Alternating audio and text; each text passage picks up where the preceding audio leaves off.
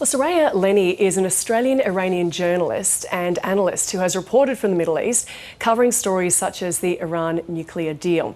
She joins us now from Melbourne. Soraya, thank you for your time. Firstly, what is your reaction to this extension of the deadline and negotiations now to take place?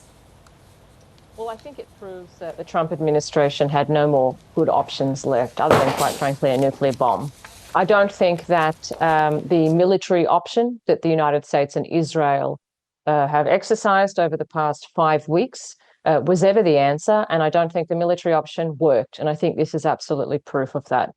And this is something that Iran observers and those who have followed the US-Iran relationship for, the past 50 years had been warning about and had been discussing from the very beginning that a military option would not work, it would not change, quote unquote, Iran's behavior in any capacity, and the Iranian state would not be weakened, it would not collapse, as the Israeli assessment or presented from Netanyahu's office to the Americans did suggest, and we know that this is part of the sale of the war to the White House, suggesting that the Iranian regime was weak and it could be weakened. It didn't have the ability to retaliate, to close the Strait of Hormuz. Well, we know that that's completely untrue. We've seen that for the past 5 weeks now.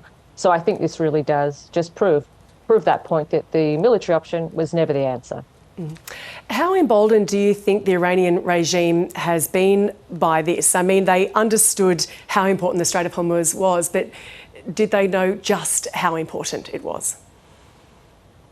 Absolutely. I think that they knew. And also they'd been warning about their response. And they said it very, very clearly. None of this was secret.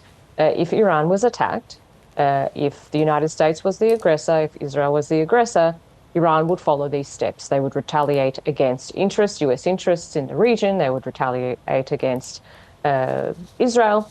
And they had the ability to close the Strait of Hormuz. And they said that very clearly.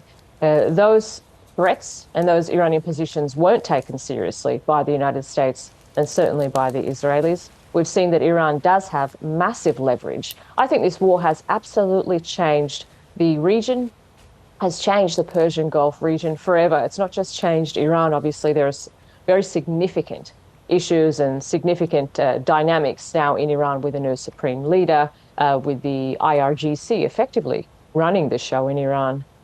So Iran has changed forever, but the region has changed forever. The Strait of Hormuz has changed forever, and how shipping will continue to move through that region will also be changed forever. We've got discussions about a toll, and this is not just from the Americans. The Omanis are part of this as well. So I think this war has really changed the world.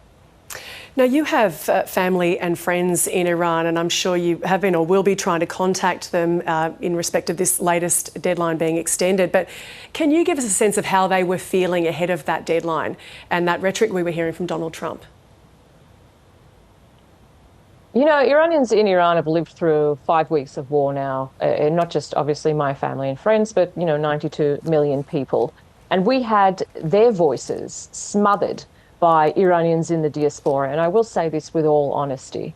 We've watched 5 weeks of many diaspora Iranians here in Australia, in the United States, everywhere else, really take agency and the voice away from those Iranians who are actually living in Iran and living through this and have lived in the Islamic Republic for 47 years and speaking on their behalf and selling this war as the United States did, as Israel did, as this war of freedom, a war that Iranians are happy to see, that they're celebrating, that they want regime change, and quite frankly, that they're happy to be bombed.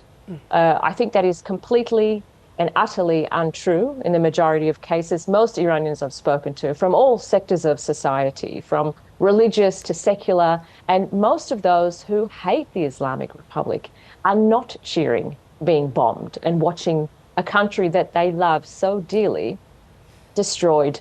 Institutions, medical institutions, pharmacies, bridges, energy infrastructure. In the last few days, we've seen a massive swell of regular Iranians in Iran going to some of these sites and sitting in as to protect them. This isn't some human shield argument where the Iranian regime is forcing people to go. These are regular Iranians taking it upon themselves to protect their own sites and institutions, Iranians who may absolutely hate the Islamic Republic.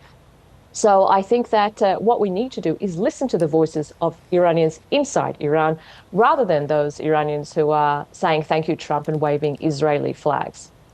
Have you noticed any shifts in sentiment towards the Iranian regime in this time of the war?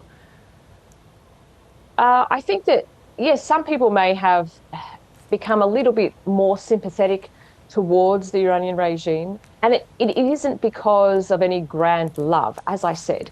But I think there is a sense from some people where you rally around a flag or you rally around nationalism. But having said that, we know that a large percentage of the Iranian population do not support the Islamic Republic. And this is a fact. And especially after what we saw in January 8 and 9 with the massacres in Tehran and around the country. I mean, the dynamic has absolutely shifted.